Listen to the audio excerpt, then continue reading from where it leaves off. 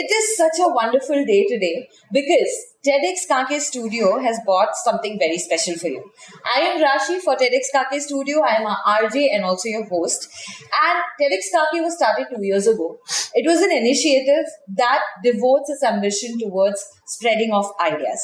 Why spreading of ideas? Because we believe that ideas that are worth spreading and sharing, they help in building stronger communities.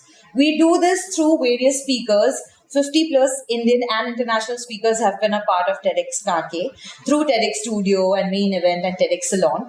And today we have somebody who has an iron gut. Why? Because he's an Indian cricket umpire. We've sat on our sofas and judged a lot of cricket matches, but definitely and never the way that this gentleman has. Please welcome Mr. Anil Chaudhary. A very warm welcome, sir. Morning, Rashi. Good morning. So while I was speaking to you, you very interestingly started with a story saying I had nothing to do with cricket. And now you're one of the people on whose shoulders, in a way, the whole match is dependent. So please tell me, how did this all begin for you? Basically, I was born in a village, very remote village, 90 kilometers from Delhi. And no one in my family ever played cricket. We had few volleyball players like my father, my uncles. Then my father was a teacher. So we came to Delhi. I think after 11th, somehow I started in school. I used to play athletics, high jump. And suddenly I started this and then I was into it. And like no one started as an umpire. I also started as a player. But I could not reach there where everyone aiming for, every cricketer. So somehow one of my club member, he used to do umpiring. And he could not go to he was not able to go to the match. He said, can you go and do it? I said, I have no idea. I said, you have played the game, just do the basic things. That's how I started. I got some money. And I was from a lower middle class family. So getting money and not asking money from parents was a good motivation for me. So that's how I started. I was an engineering student and it was difficult for me to play and do my studies. But somehow I followed this passion and I became umpire, accidental umpire. This accidental umpire thing, I have to get into it a little bit more, because you said that nobody in your family had played cricket or had anything to do with it. Going from there to somebody who now, people sort of look up and they're like, okay, a lot depends on this man's shoulder on the field. How many struggles have you had to face in life? Initially, it was like socially, because I was an engineering student and from teaching family background. So all relatives and all, they were telling my father what your son is doing. In fact, my younger brother also started playing cricket because of, I used to go to the ground. So he played Ranji Trophy also, Harinder. He is a British now. And that criticism was for 5-6 years were difficult to handle because I was not doing anything about my career. And those days, umpiring is now different. Those days, umpiring was just no idea. People was not getting money. Nowadays, because of IPL and BCCI is doing wonderful job. So we have this career. But those days, umpiring was like, ye kar kya raha hai? So those 6-7 years were very difficult for me. I don't know how I survived. And maybe my father was a volleyball player. So he supported me silently. Okay, you keep doing your things. And I survived. Was it always like in olden times when you started out and you said it was difficult? Did you also have people come up to you and like ask you, why don't you take your career seriously and sort of have you ever thought of doing something else which will earn you more money? I think initially maybe I was a little tough because I used to play also. So they thought you can join this profession, but money was not there. There was one team which was going to Thailand for some private tournament. I went as a player. Again, accidental umpire. They were also looking for umpire. They said, you can do it. I said, why I should do it? So then they said, you will get money. So those days getting 3,000 baht per day plus your hotel, plus they promised me ticket also. So 7-8 years I did professional umpiring in Thailand. I was getting a lot of money. So from there the glamour started.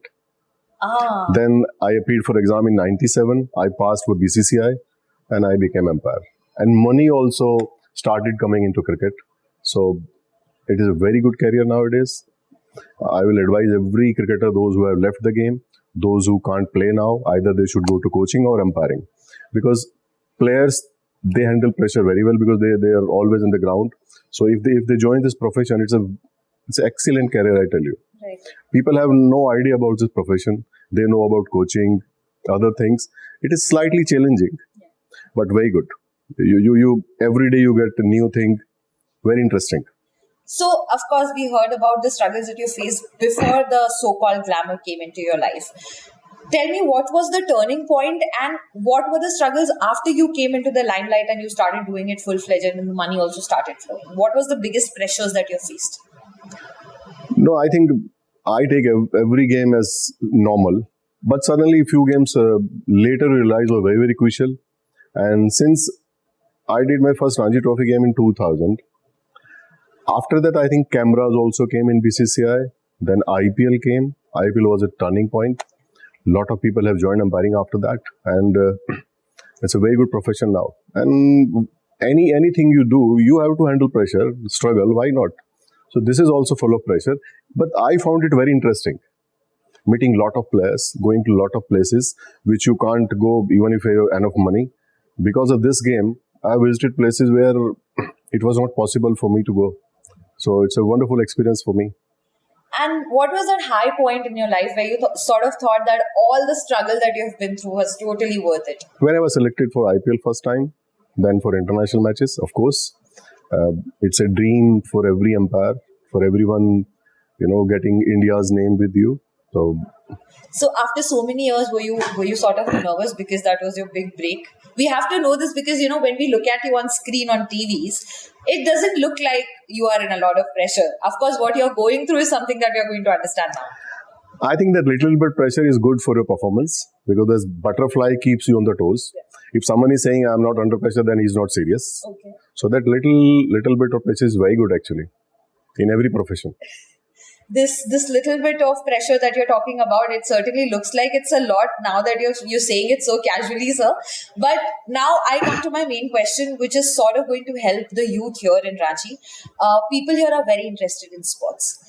And you, of course, know that people initially used to say that just because somebody has not become a player is why they've chosen being an umpire as a career.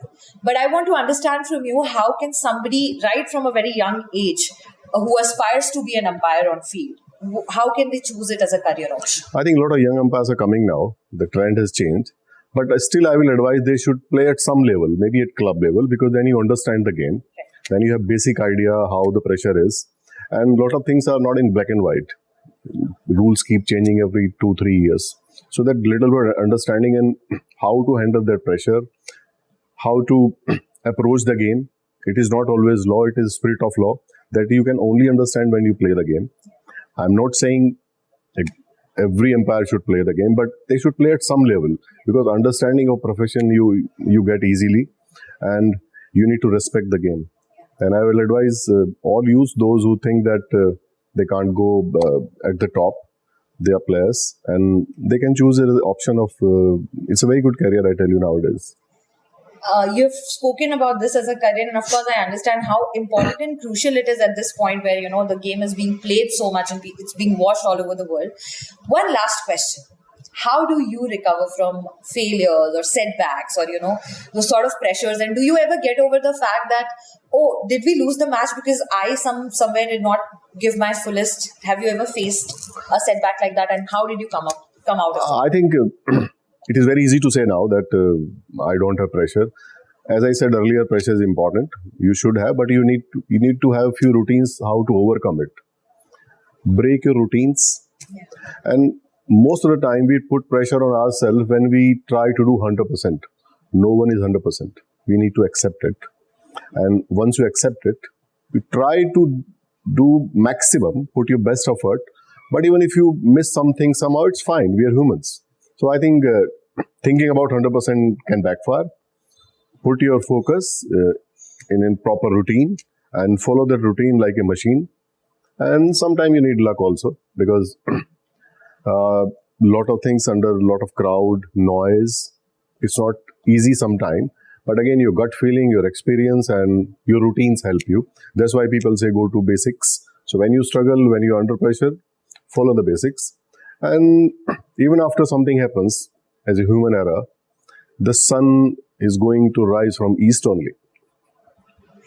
This subtlety in his voice and the ease with which he's just told us how much of pressure he actually carries on that field is why we invited him to TEDxKankeStudio, to understand how a man who's responsible for such crucial matches, who has to undergo so much of controversies, so much of setbacks, always comes back more stronger, fresher in the next match, and is always there with a smile or that little strict face that he usually has. So in the end, I have to understand this from you. How do you deal with criticism post your decisions on the field?